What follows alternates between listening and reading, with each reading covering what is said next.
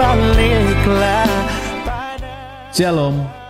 Yang akan terjadi dalam pemerintahan Antikristus selama 7 tahun menurut Daniel 9 ayat yang ke-27 dijelaskan tentang 7 masa yang dibagi menjadi 2 bagian, 42 bulan masa damai palsu dan 42 bulan atau 3,5 tahun yang dikatakan kesusahan besar. Tanda awal adanya tempat kudus. Dalam konteks bangsa Israel masa itu, tempat kudus bagi bangsa pilihan yaitu bait Allah fisik. Artinya sebagai tanda awalnya akan adanya bait Allah fisik yang kita tahu bersama saat ini tidak ada atau belum adanya bait Allah fisik. Karena dikatakan dalam Matius 24 ayat 15, pembinasa keji atau antikristus itu akan berdiri di tempat kudus. Dan dia akan memiliki kuasa dan otoritas yang luar biasa, baik dalam hal politik, agama, bahkan di segala aspek kehidupan. Dia akan mengadakan perjanjian damai dengan Israel dan bangsa-bangsa, sehingga bumi akan memasuki fase damai yang luar biasa, akan tetapi palsu.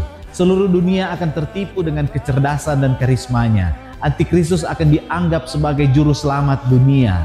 Dan setelah berakhir 42 bulan atau 3,5 tahun masa damai, pembinasa keji ini akan mengingkari perjanjian damai yang dibuatnya. Dan dia akan menajiskan bait suci. Dalam 2 Tesalonika 2 ayat 4, dia akan menyatakan dirinya sebagai Tuhan untuk disembah. Menurut kesaksian Matius 24 ayat 30, di saat itu Tuhan Yesus akan turun ke awan-awan dan mengangkat para pemenang atau orang percaya yang hidup kudus dan berkenan di hadapan Tuhan.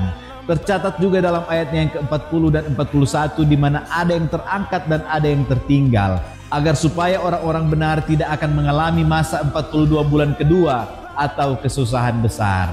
Hal itu dikarenakan kesusahan besar ini adalah kesusahan yang sangat dahsyat. Bahkan dalam Matius 24 ayat 21 mengatakan kesusahan besar ini merupakan masa susah yang belum pernah terjadi dan tidak akan terjadi lagi.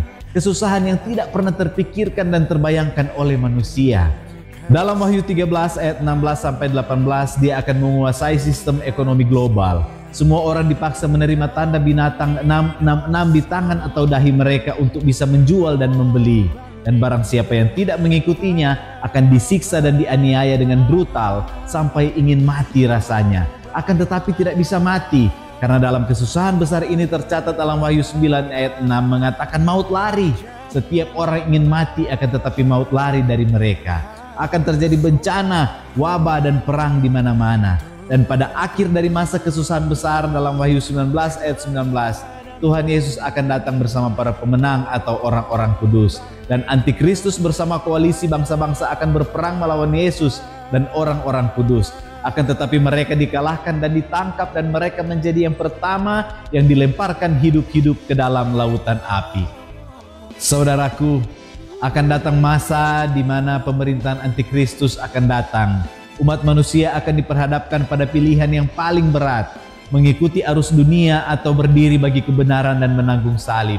Ini bukan sekedar cerita nubuatan, ini adalah peringatan, karena setiap detak waktu membawa kita lebih dekat kepada saat itu. Saat ini pintu kasih karunia masih terbuka, tapi tidak untuk selamanya. Dan ketika hari itu tiba, bukan lagi pilihan yang akan kita hadapi, melainkan penghakiman. Tuhan Yesus mengasihi kita, Tuhan Yesus pasti menolong kita, dan Tuhan Yesus memberkati kita. Shalom.